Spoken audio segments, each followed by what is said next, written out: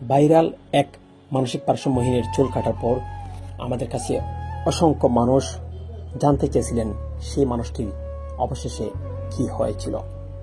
আজ জানুন এই ভিডিওতে শেষে তার কি হয়েছিল।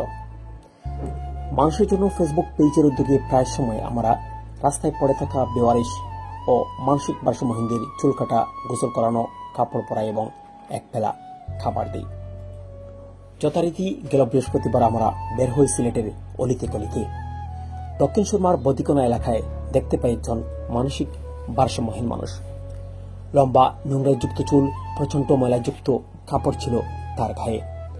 আমাদের স্বেচ্ছাসেবী টিম তাকে ধরতে চাই।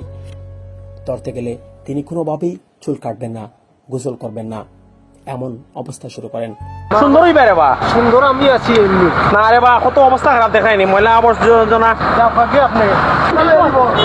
ধরে না, খুব কঠিন হয়ে দাঁড়াইছে। এক পর্যায়ে স্থানীয় মানুষদের সহযোগিতা নিয়ে তার চুল কাটা শুরু করি। আমাদের মূল ইচ্ছা অন্তত এসব মানুষ সাময়িক হলেও কিছুটা দিন আরাম আয়েশে কাটুক। সেদিন চুল কাটার সময় তার সাথে যে বস্তা ছিল এটি কোনোভাবেই তিনি হাতছাড়া করতে চান না।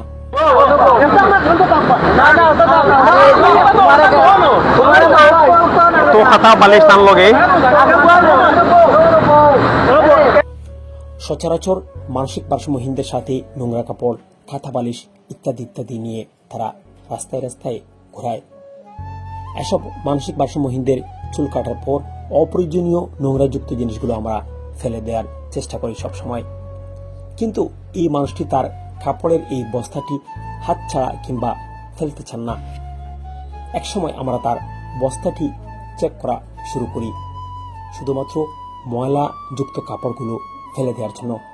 কিন্তু কাপড়ের বস্তা চেক করতে গিয়ে দেখতে পাই বেশ কিছু টাকা রয়েছে। আরো চেক করার পর দেখতে পাই আরো কিছু টাকা রয়েছে। উপস্থিত মানুষ এবং ওই মানসিক ভারসাম্যহীনের সামনেই আমরা তার বস্তাটি খুলি।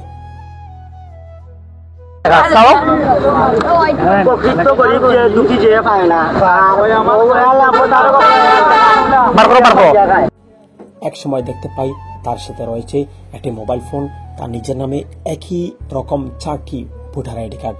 এতে করে আমাদের কিছুটা সন্দেহ শুরু হয়, কারণ সচরাচর মানসিক ভারসাম্যহীনদের সাথে মোবাইল ফোন কিংবা ভোটার আইডি কার্ড সাথে থাকে না। এরপর বস্তাটি আরো চেক করা শুরু করি আমরা। তখন দেখতে পাই বিভিন্ন দেশের অনেক টাকা। তখন মনে হয়েছিল যেন এক টাকার খনি, তাও বিদেশি টাকার সংরক্ষণশালা মনে হয়েছিল। সেই সাথে ভারতের মমতা ব্যানার্জির ছবি সম্বলিত একটি গোলগোলার গেঞ্জিও পাওয়া গিয়েছিল তার ওই বস্তায়। আচ্ছা, সৌদি আরবের রিয়াল পাওয়া গেছে,